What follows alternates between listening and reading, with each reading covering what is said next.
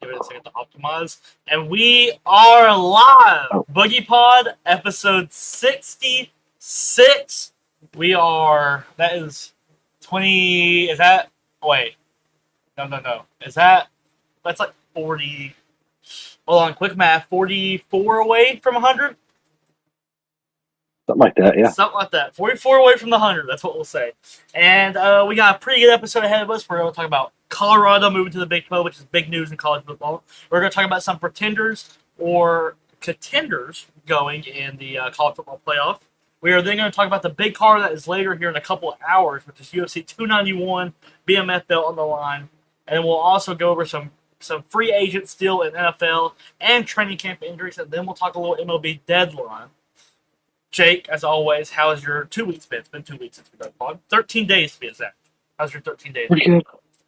Pretty good? Pretty good 13 days, yeah.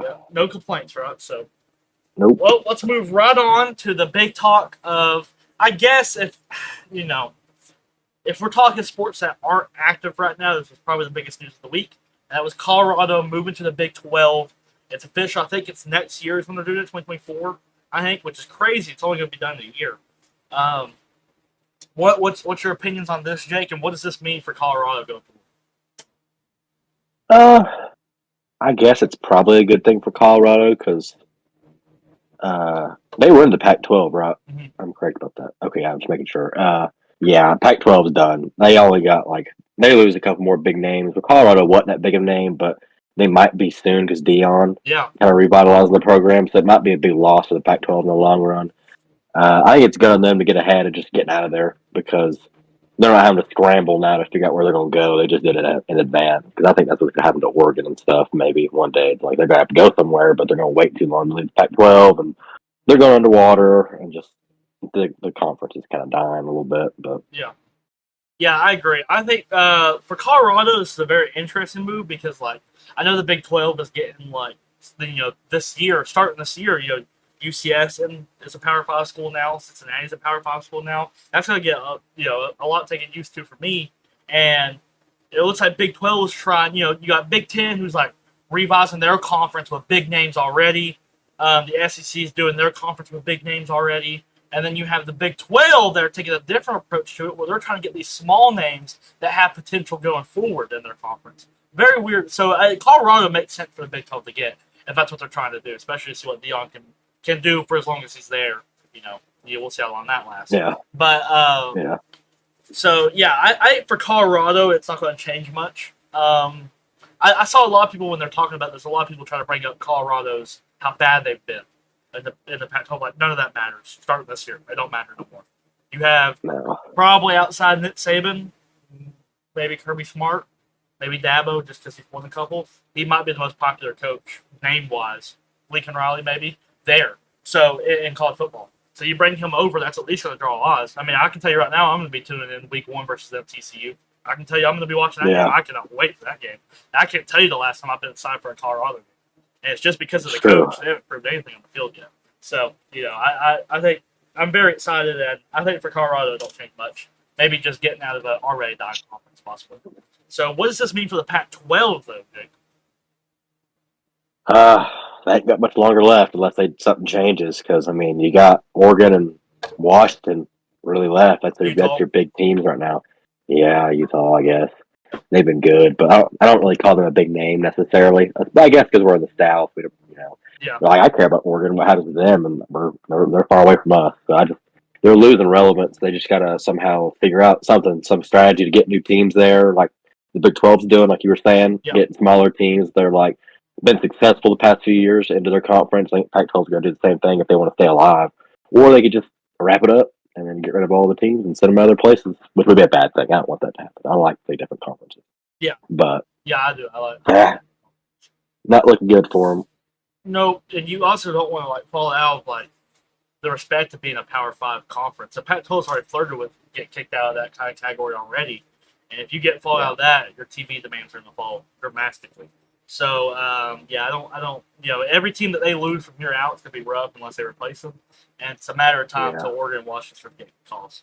So, I don't like the sign for the Pac-12, and it doesn't look the best. And it's also not like they're in a situation where they dominate a certain sport. Like if we're talking like a 10-year span, that's the only thing that has the ACC going. That's the only thing the ACC has. Is they're traditionally really good at basketball. Traditional. That's it. That's the only thing they have going. Because outside of basketball, you went down from basketball, they're in that same boat in Pac-12. So I mean, I know they got ACC will typically have a team that's like really really good. Yeah. Randomly like Clemson or Florida State in the last couple of years or something like that, but. Well, I think Miami's like a sleeping giant as well. The day they're good again, they're a really big brand. They just I always forget about Miami for some reason. Yeah, Miami. Yeah. All right, well, let's keep on the college football train here. We're gonna go, and I got 16 teams, so we're not gonna speed run them, but we're gonna go through them a little bit here. I'm gonna shoot you a name, and you're gonna tell me contender or pretender this year, and making the college football playoffs. So just making it. Not gonna win it. They just gotta make it. Okay. Starting off with the one that could be the most fraudulent possibility is TCU. They go back to back. What are they gonna do, Jake? They're pretenders. I respect what TCU did. I'm not going to hate on them, but I just don't see it happening again. They lost like their offensive coordinator, who might have been the driving force on that team, to Clemson, and they lose their quarterback. And they lose their best wide receiver. The defense is already kind of hit or miss, so I just don't see it happening. They might still be like a competitive team, like to maybe sneak into conversations, but I don't think they'll get in. I don't see it. Yeah, I agree with you. I also think they're pretenders as well. For the basically same reasons you mentioned. I think the AP poll already has like 3 or something though, which should be crazy to see for a while. That probably won't last long, but we'll see what happens. No. You know what that means? If Colorado can beat them week 1, that'll be way up there already. That's crazy. It's a good win. Yeah. All right, moving on. What about Michigan?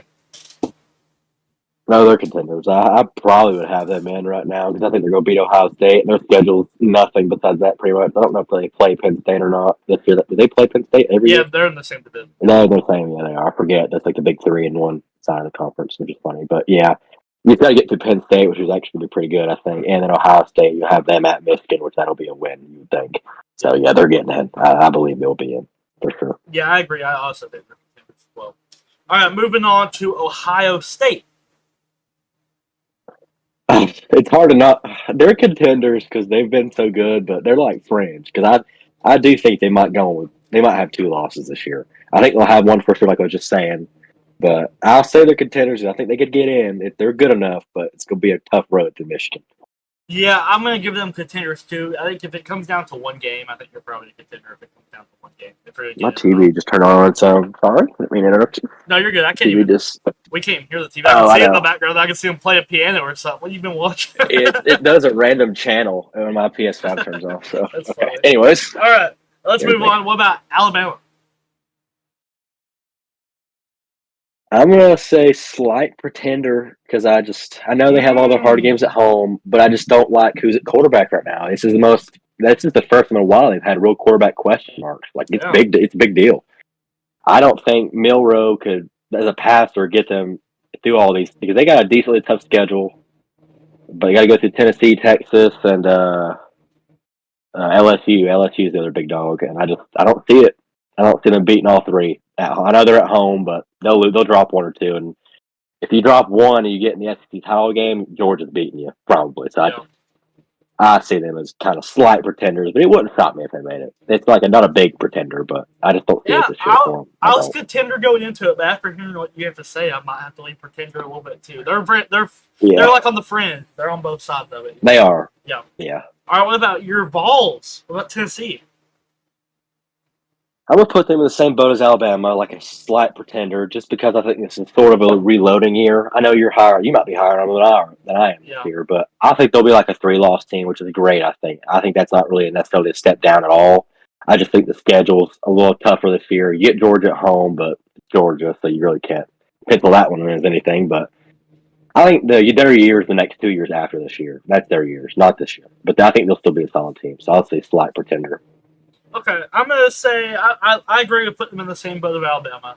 I really do. I just got that feeling. I like I did last year, and I saw how good Tennessee was. I had that feeling that they were going to beat Alabama when they came into Neyland. Got that feeling they're going to beat Georgia. But what's their record if they do beat Georgia? Like, have they already dropped 1 or 2 before then? Have they already dropped 1 after? I don't know. Then in that case, can they make it to the SEC championship? A lot of question marks there. So I'll put them in the fringe as well, just because how tough they have to be going forward. Yeah. How hard everything would be for them. All right, what about Penn State? I'll say another. I got on the fringe as well. They're going to be a good team, but I'll say slight pretender just because I think it's going to be tough to beat Ohio State and Michigan, and that might be 2 losses right there, and you ain't getting nowhere near the title game for your conference. Yeah. It's just kind of like they're on the outside looking in, I guess you could say, because you got 2 teams ahead of you that are probably better, but you're also really good. But in the case for the playoff, probably a pretender. Yeah, I agree with you. I also think pretender, and I feel like Penn State is in this exact same category every year. Where they're good enough, but they play in a division where you have Ohio State and Michigan, who's just a little better every single year. So until they prove to me that they can make it out of that, they'll be pretenders. I don't care how much time they have. Yeah. You know? All right, let's move on to Washington. I got them as contenders. I think they because it's the Pac-12. You know, you got to get through Oregon. Yeah. Pretty much this year. USC is still there. Forget they're not changing them. They're not leaving until next year. Utah, I think they're on the way out. But get through USC, get through Oregon.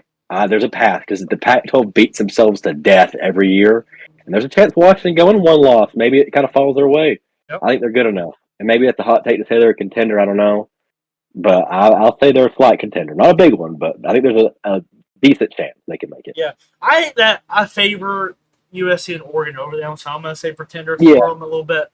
And there's also a little sneaky team in the Pac-12 that we'll get to here in a minute, and I won't break down. But I'm going to give them pretender for now. All right, what about... Wow, did I put Penn State on her twice? I was about to say Penn State again. I did put Penn State on her twice. Okay. No, I didn't. Wow. I was reading my P as a... Yeah, that's exactly right. I can't read.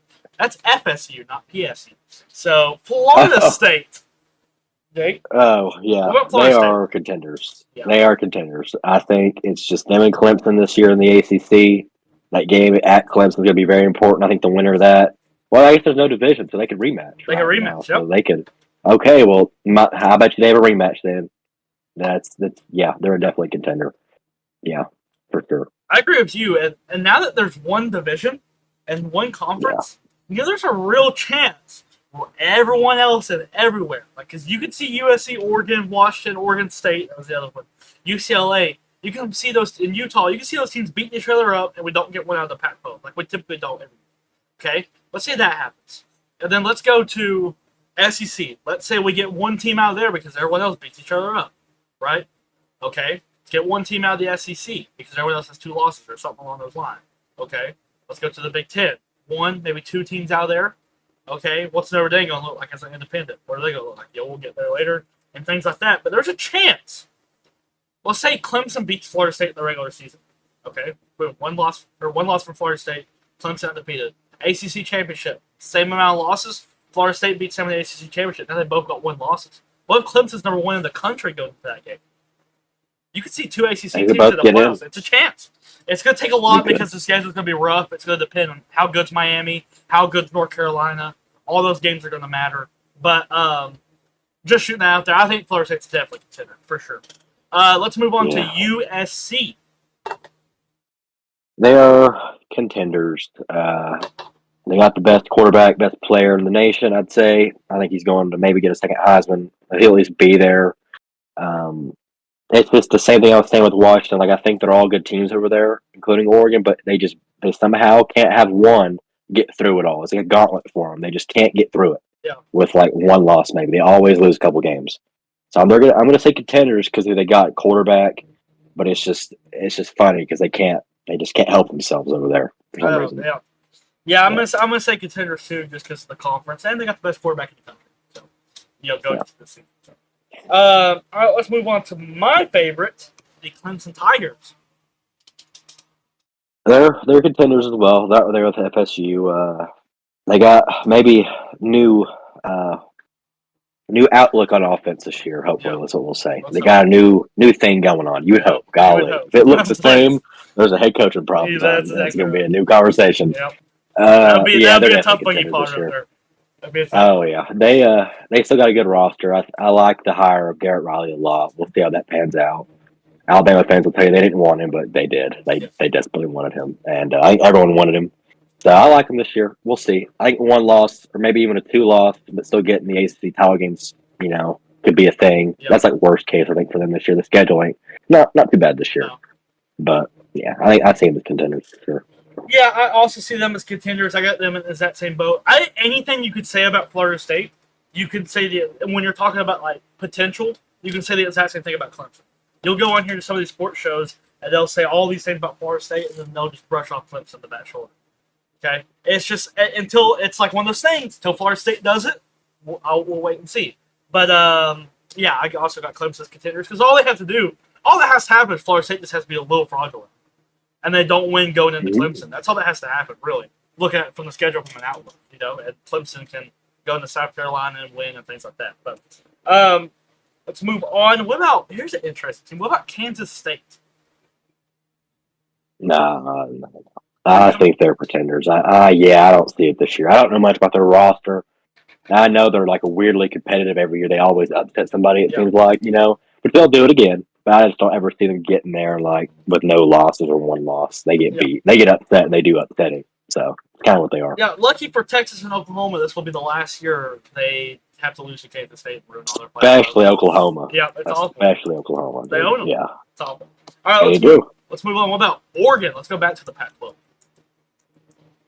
Yeah, I would say they're also a slight contender. I kind of view them on the same as Washington. They got Bo Nix coming back for another season. He was pretty dang good last year. We got to build on that. Good recruiting classes. So they'll be in the mix with the Pac-12. It's the same thing I've said about the other two. It's like that three-headed monster you got in the Pac-12. That's just someone's got to get through it. I don't know. I think they all have a decent chance, but I'll just say they're a slight contender. I have them as a contender, and I view them more on USC's level of making it than I do Washington's.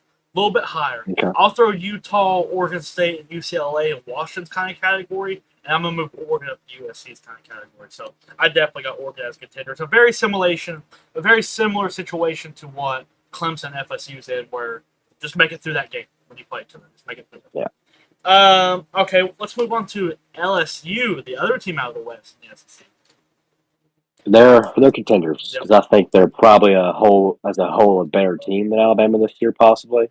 They just got to go to Alabama and beat them, but they're definitely contenders. Brian Kelly did a pretty dang good job last year after they lost week 1 to FSU, correct? They did. It was like the missed extra point. They blocked it. Yeah, pretty rough start, but then he turned it around a little bit. Still somehow made the SEC title game with a couple losses. I guess they didn't lose much in the West, but yeah, I view him as good. Jane Daniels coming back. He ended up being a pretty dang good passer last year, so they got a chance. Yeah, that game is going to be great week 1 between Florida State and LSU. Going to Florida State now. Going to Florida State now. That's going to be crazy. All right, here's the sneaky thing I was thinking about. What about Oregon State? What are they going to look like? Nah, I don't see them doing much. I think they're pretenders. I didn't even think of them as in the conversation necessarily. Remember, they only had like 3 losses last year. They did. Oregon State was pretty good, but I just don't see it. Yeah, I agree with you. I think they're pretenders as well, but they're a team that are in the top 25 in the AP poll, and it was a team I wanted to mention to see what you thought. Okay, and then let's go to this last one here, Notre Dame. I think they're pretenders as well, I would say, because I don't know their whole schedule, but I know they play Clemson. I don't think they beat Clemson twice in a row. They'll take a couple losses somewhere, and then not this year. I know Sam Hartman's a pretty good upgrade for him. I believe it's who they got in the transfer portal, but I don't fit for them. I don't know. I know. Well, they're going to be an interesting team. Always in the independent, they're going to be weird. It's just going to be weird for Notre Dame. I also have them as pretenders, but I think they're on the fringe, but not on the same talent level as fringe as Alabama, but like in a situation they're in, kind of fringe kind of deal. So let's move on. Let's go to UFC 291. Like we mentioned here, is a couple of hours. Let's do our prediction. We're going to run through the main card for the most part here. So let's start off with the opener with Michael Chiesa versus Kevin Holland. Who gets it done and how, Dick? I would say Kevin Holland gets it done by second round KO, maybe. Just don't get taken down. Yep. Golly, just don't get taken down. That's all it is for Holland. Get set on for 3 rounds. Keep it on the feet. You don't get sat on. Yeah. Golly, don't. I got Kevin Holland, but I got Sub in round 2. Oh, I think he's going to lock up like a guillotine or something, which he's going for a takedown. So Kevin Holland submission in round 2 is what I got. Let's move on here. Tony Ferguson versus Bobby Green. I'm really excited for this fight. I got Bobby Green in decision. I think Tony's chin will hold up, but I think Tony's going to look pretty bad again. I don't see him ever return to form. I think it's just he says he got 5 fights in the title left, but I don't believe it. I just can't. I can't buy into it no more. Yep. I think good chance he retires. I think he's all smoke and mirrors. Yeah, I agree with you. I'm not buying it either. I got Bobby Green by decision as well. I think that the odds are crazy for this fight. Bobby Green being minus 300 is insane. And especially when Bobby Green kind of, I wouldn't say pillow hands, but he don't hit the hardest. Tony Ferguson has a very good chance. So I think a decision's a good pick here, even if Tony was to win. All right, let's move on to Derek Lewis versus Dilemma, which is the whole reason it is in the feature fight is because they know how we play our game, and they know that someone's going to pick a perfect card up there, and then Derek was going to knock them out. So the people who didn't do very good just to jump them, all that good stuff. Jake, who you got?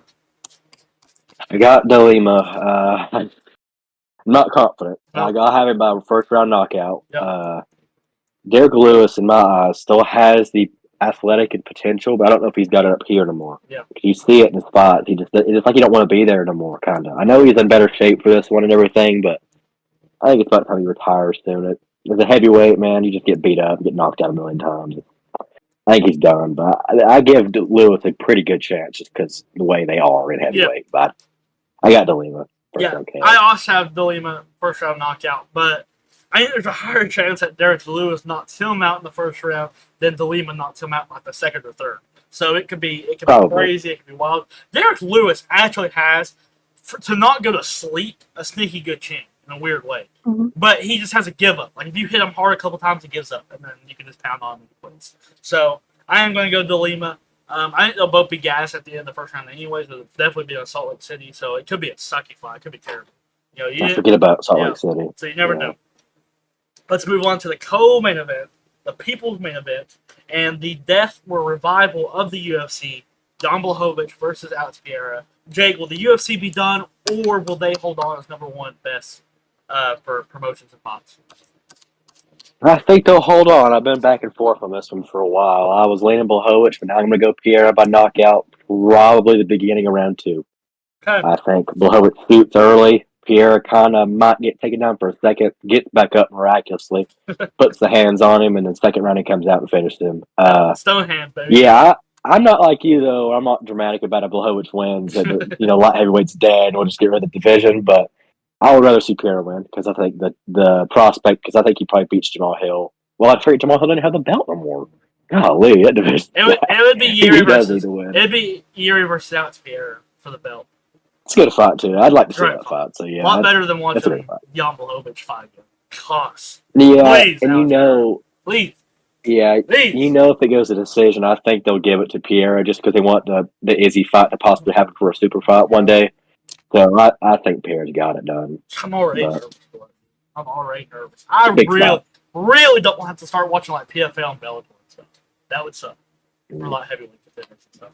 So I got Pereira knockout round 2 as well. What about Poirier and Gaethje in the main event for the BMF and a title shot? Who do you got now?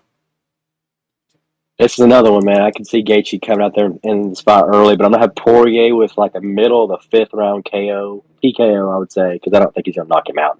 Yeah. But he'll, kind of similar to last time, where he'll just hurt him and go finish him, because Poirier's really good once he hurts people. He just puts a lot of shots on them really quick, and they just stop the fight. That's what I think is going to happen. Just 5th round, middle of 5th round. I got Dustin Poirier by sub in round 2. I got the submission. I think Justin Gaethje's jiu-jitsu is absolutely terrible. I think it's garbage. It is. And I think if he gets hurt at all in this fight, Poirier will go down there with him, and he will jump on a submission instead of trying to hit him a bunch of times. So I'm going to go Poirier. And I wouldn't be shocked with Poirier. I don't think he will be able to take him down, but shoots maybe once or twice. I think it's going to be interesting. So I'm going to go Poirier sub. That's my hot take right here. So, all right, so let's move on to a little NFL free agency. Let's go on here let's first talk about Dalvin Cook. I think he met with the Jets, and there's a big rumor he might be signing there now. Pretty insane the Dolphins aren't going to get him. But where do you think Dalvin Cook ends up? I really think it's between the Jets and the Cowboys, actually, because he had an interview today, and he still brings up Dallas. And that day, I don't know if they asked him about Dallas. They may have. I didn't watch it, but I saw a quote. It's going to be the Jets. but I would think the Cowboys are probably in the second place rather than the Dolphins. Because I think the Dolphins, if they really wanted him, they'd have had him months ago, in my opinion. Sure. But I don't really think they want him because I don't think they need to have him because he's still good. But the running back market's jacked, and that's a big talking point this past 2 weeks. But regardless, I think he's a Jet. I think Aaron Rodgers' effect gets in there. All right. Well, I'm very interested for him to go play for the Jets, if that's the case. I do think he will end up being a Jet, but he's going to probably be a backup running back there, right? He will be, yeah. And how much time is he really going to split with Breece Hall? Here's the thing. I think it's disrespectful to Breece Hall that they want to go get down there. Because Breece Hall is legit. When he is healthy, he is 10 times better than Dalvin Cook is right now, dude. He's younger, he's fresher. I just don't get why you'd want to spend your money on it unless you get a good deal because he is a very good backup running back. Yeah. Probably the best in the league. But, yeah, I don't really get it for the Jets, but I also do get it at the same time. It's just kind of like money allocation. Like, why would you spend on another running back? Yeah. You already got a good running back, but... Yeah, it's very, very weird. Very, very weird. I agree with you. Well, okay, what about Mr. Ezekiel Elliott? Where's he go? He's a Patriot. He's meeting with the Patriots. That's the first team that's shown interest, really. Besides, I think the Bengals talked to him early, but they don't need him. I think he's a Patriot. Back up to Ramondre Stevenson. Yeah. That's what I agree with you. I think he's probably going to be a Pat as well. And they're going to run a committee there regardless. I want you to talk about. It's good for him. There's a really good chance for Ramondre Stevenson ends up being really overrated for fantasy purposes because he'll split a lot of touches. So, yeah, I agree with you. I think Zeke will go to the Patriots as well. Could be good for him. Like you said, pretty decent offensive line there. So, could help him if he's not have a rebounder. All right, so let's go talk about some training camp injuries and how these affect the team. Let's start with the big one with the big name, Joe Burrow, being out for several weeks. Jake, how does this affect the Bengals? I don't really think it affects the Bengals all that much because it was early in training camp. I think just a calf strain like that, it's Joe Burrow's lucky his play style is not like him running around. Because if he was like more of a Lamar or like even a Mahomes, I would say it's a pretty big deal. But he's a pocket passer. I think he'll be fine. I think he'll be pretty healthy by week 1. I would say he's got time to heal up. So I think he's gonna be fine. If this to happen a couple weeks from now, I'd be like, oh, a couple losses early on the schedule. But right now, the way it's seeming, he'll be back. I guess. I think he'll be fine. Yeah, the only thing I think this is really going to affect is how important it is for a quarterback not to be there in training camp, not to run those reps, not to learn. Luckily, he's not going to have a lot of changes in the offense. He's going to have the same coach, same offensive coordinator, I believe. Very similar players he's going to be throwing to or handing the ball off to. So there's not going to be much of a difference. But that would be the biggest concern I have for the whole injury is he's missing all training camp for the most part, and that's going to be that's a little bit of a standout point. That's supposed to be really when those quarterbacks get a warm up because I wonder now if maybe you had no training camp if he sees a drive or two in preseason. I doubt it. He might see one. Yeah, he might. I think they're just going to rest him. Yeah, he's got experience now. I don't think he needs to play. But I agree. I agree. All right, let's move on to Jalen Ramsey, which is a big deal because he's looking like he's out for a while until maybe the end, like towards the end of the year, type of stuff. So what do you got here, Jake? How does this affect the Dolphins? Luckily for the Dolphins, their best depth by position is probably the quarterback group because they drafted Cam Smith pretty late and he's seeming to be all right in training camp right now and he's like their CB3 or 4. Yeah. So I think they'll be okay without him. It's going to be a big loss, obviously with Jalen Ramsey, but I think they'll be okay. It might cost them a game here and there, possibly, but I think overall they can wait until he gets back and they'll be fine. I have faith in them. Okay, yeah, I think the Dolphins. Here's the thing: I saw something on ESPN the other day when I was just walking through my house. It was on TV. I didn't realize how bad the Dolphins were at stopping the passing. They were terrible. They were one of the worst in the league. Yeah. They were 25th out of all the teams in the league stopping the pass last year. So I know you bring it. I think this more hurts the whole money situation more than it hurts the team in a sense. Is you paid all this money for him, now he's not going to be there, and that's going to be a downside, especially when Jalen Ramsey don't have many years left under his belt either, and at least being really good. So I think it's going to hurt them. Obviously, covering wide receiver ones and stuff like that, and I think it's going to be hard, especially when you're playing. It'd be different if they were in the AFC South, but they're not. They're playing the Bills, they're playing the Jets twice a year, and that doesn't include everyone they have out of conference. Out of division. So I think it's going to hurt them. I don't know if it's going to be position changing, could have been a Super Bowl, could have not kind of deal. But I think it is a big deal, and you hate to see him go, especially in training camp. It's not even on the field or doing something, very important. So, all right, let's move on to MLB. No Ohtani on the move for the Angels, Jake. What does this mean for the Angels? Should they just buy out now and just go for it this year? Do you think you lose him in free agency? What do you think? I think they're trying to convince him to sign back. They're showing they have faith in the team and their core, like him and Trout. I think they got to go all in. If they're going to do this, if they're going to buy. They got to buy. Like they're going to go buy everybody because they got to get the playoffs. They still can't make the playoffs this year. Ohtani is walking after this year. If they buy and still can't make it, and I wouldn't blame them. I would leave regardless, probably. But they're making an effort to keep him because they realize he's like the biggest guy in baseball. He will be the biggest name in baseball probably until he retires at this rate. So yeah, I think they're going to try to all they can to keep him, but we'll see. They got to make the playoffs first. All right. Yeah, sorry about that. People come in and let go stuff. Yeah, I agree with you. I think that you put. I think I do like how they're showing faith in the core and stuff like that. I do think they need to go out and buy. They need it because it's going to take a lot to make the playoffs. It's going to be hard to win their division. You got teams like Boston, Yankees, Astros, Blue Jays that are all taking up those wild card slots. The American League's just loaded right now in depth, and it's going to be really hard for the Angels to do it. I think they lose them in free agency. I think when Simon comes around, I think that's when they lose them. They're probably just holding on to him. I think the whole reason he's not getting traded is because I think they listened to the first couple offers and realized there's no realistic trade in the world that's worth their time. I think that's a fact. I think there's no realistic trade in the world. Because, Ohtani has there's a real argument out there that Ohtani's the best baseball player ever to touch the sport, ever touch the game. So if you're telling me that, then don't matter how many number one prospects you're going to give me. You're not going to get the value that's worth it. So that's why they're probably going to lose him in free agency. I think it has more to do. I do like how they're showing face or whatever, but I think if they don't go out and buy, then I think there's not being a realistic trade for Ohtani is the main reason he didn't get traded, not because of the faith. So I think this trade deadline is going to show a lot about the Angels owners and what his intention was. Yeah. So let's move on to last thing, because me and you talked about this. A trade deadline could be this one could be very boring compared to the last 2 years. But who could be one big name that you could see be moved late that would be wow kind of deal, would catch your eye? I was thinking with the Juan Soto. I really do think there's an outside chance they trade him just because I think the Padres, I might have said this before, are going to make a run at Ohtani, and they can't pay Soto because they have to pay him soon. They can't pay him and Ohtani. I think they'd rather have Ohtani. So if there's an offer that comes by across their desk, it's like a really good offer for Soto, I think they do it because they're not really that great of a team this year. Big disappointments, and they kind of have to because you can't pay them both. Yeah. So I think Soto's the guy that's like the really outside chance. It would shock everybody.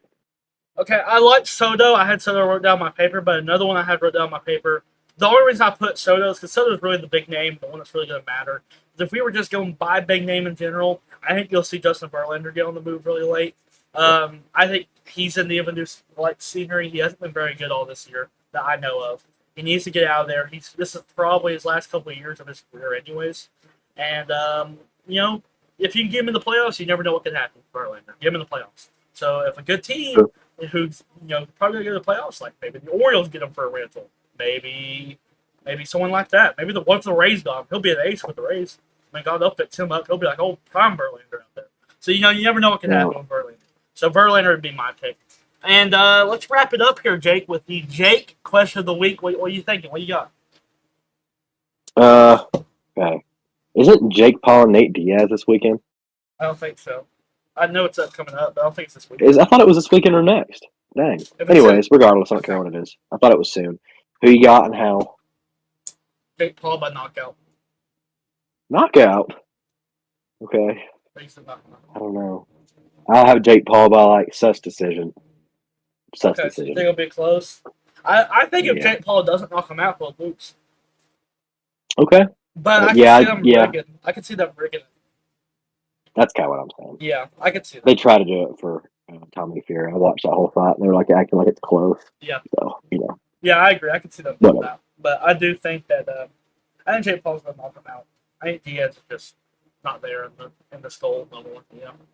Not really there in the ring. He's not. He's not. It's sad because like they'll grab an MMA name like that, and like if you don't know MMA very well, you think, wow, he's fighting Nate Diaz. Like you don't know like who Nate Diaz is. He's not like no. Yeah, if you want to know who Nate Diaz is, go on YouTube. Look up Tony Ferguson versus Nate Diaz highlights. Enter. You can watch the highlights. Watch them. Enter. Watch Nate Diaz fight. I'm just telling you, it's either gonna be really brutal, and also like I think the refs are gonna be really out there for quick stoppages. So I think Nate gets dropped one or twice. They're gonna stop it. Call it a knockout, Ooh. So I really don't think they're going to let Nate Diaz go for a long time or anything like that. And also, like, another thing that really doesn't give me confidence in picking Nate Diaz is, like, he had a chance to go fight for a world title after knocking out Leon, and he's standing there and pointing at him. Like, it's not like... He's not serious. Yeah, like, if he catches Paul or something, who says he don't sit there and go, like, just look he at will. him. It's awful. Like, he has no, like, he just don't care about winning. So it's just hard to pick him. It's awful. So I'm going Paul by knockout. I think you knocked him, but maybe not. Okay. Like bad knockout or like just kind of like a standing kind of deal, like where they just say it's over? I could see a bad one, just a riggish one. Yeah. Oh, okay. Like a Ben Askren. Yeah. Face plants. Okay. Yeah. Yeah, or like a Woodley the second time or something. Okay, we'll hit you with the double feature then. The other big box match coming up later this year. Your favorite, Francis Ngannou's fought the heavyweight world champion boxer Tyson Fury. What you got and how? If Tyson Fury does not win that fight by however he wants, I think they should stop the sport of boxing. Yeah, I would agree. Yeah. I think they should stop it because it doesn't matter. It's useless. Yeah. It's done. If Ngannou, who just got outboxed by Cyril Gane. Just got out-kickboxed, whatever you want to say. Just got out-kickboxed by Cyril Gane. Right? Cyril Gane, dude who just lost to round 1 to John Jones, goes over and beats Tyson Fury in a boxing match. And it is not rigged. It's not rigged. They need to stop the sport. It doesn't matter. Don't matter. Everyone sucks. Because Ngannou sucks. So if Ngannou wins and he beats Tyson Fury, and Tyson Fury is the king over there, and he beats Tyson Fury and Ngannou's now king, that doesn't change the fact that Ngannou sucks. Ngannou, everyone else just sucks. Ngannou still sucks. Everyone else just sucks more. That's the only difference. Okay. But Tyson Fury, if I was really making a prediction, Tyson Fury, he'll probably carry him for a couple rounds. So we'll say, I don't know. Tyson Fury knockout round. I don't know how many rounds you're going to fight. 4 or 5. Something in the middle. Okay. I bet it's like 8 to 12. I would bet it's 10. Maybe 10 or 12.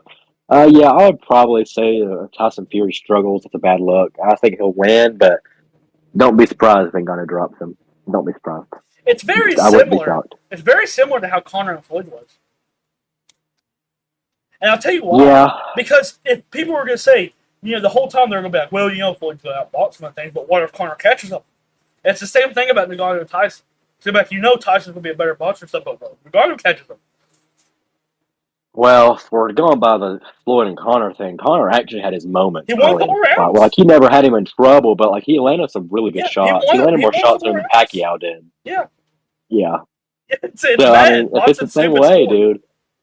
Because the only reason I think Fury's got it for sure because the way Deontay Wilder fights, and Wilder's literally the same fighter that Ngannou is, but just a boxer. Their whole thing is power, no technique.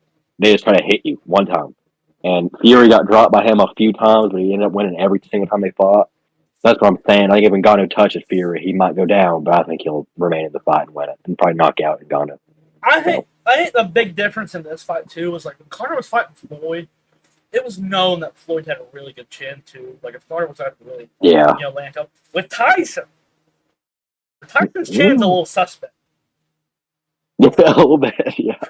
I'm telling you, I won't watch that fight. I don't know if I'll watch it. I'm gonna watch it. I'll watch it. Dude. You want to talk? We thought Blachowicz would ruin UFC. Boxing would be over. There's no belt on the line, sadly. But, it's like a gentleman's thing. You beat the champ, at his own game.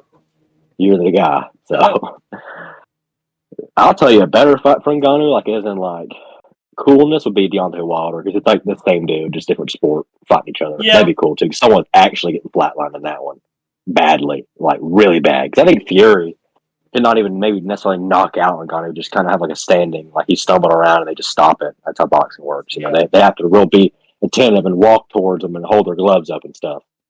I think that's how it might end. But Ngannou is like. We could have a whole conversation about Ngannou. Yeah. Sorry. I was just gonna say, when you think about like how brutal the UFC is, like, and like boxing, you get dropped, they let you get back up and make sure you're all right. Chill out. And UFC, you fall down, you're trying to where you're at. They just allow someone to come down there and just rain shots on you. It's awful.